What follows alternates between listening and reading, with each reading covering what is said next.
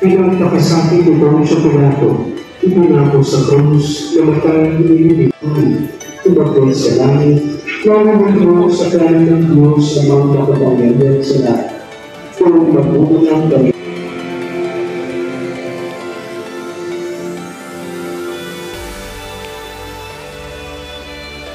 Manalangin kayo mga kapatid, upang ang paghahain natin ay Panginoon ang paghahain sa iyong lingkuran, sa katulinan at karangalan sa ating kapatiran.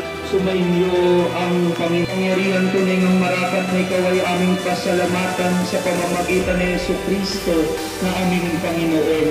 Ang anak mong di na naiiba sa amin ay siyang pumawi sa dilim, kaya ngayon ikaw ang aming nababanaagan.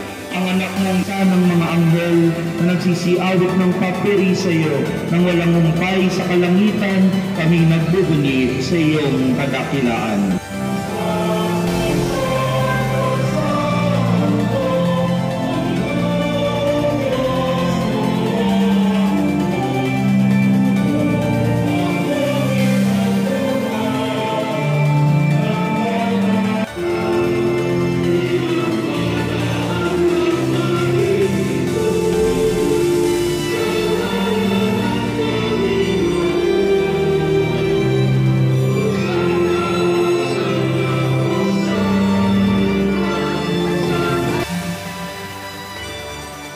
Ama namin maawain, ipinaabot namin ang pasasalamat sa iyo sa pamamagitan ng aming Panginoong Jesucristo.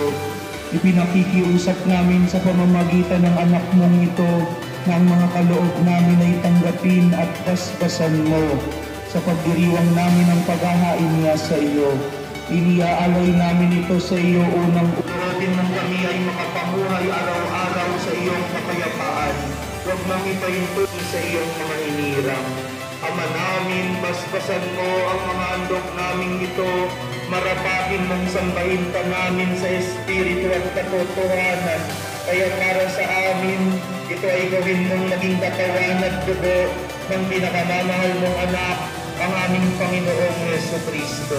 Noong bisperas ng kanyang pagpapakasakit, inawakan niya ang tinapay sa kanyang banal at Diyos Ama niyang makapangyarihan at nagpasalamat siya sa iyo.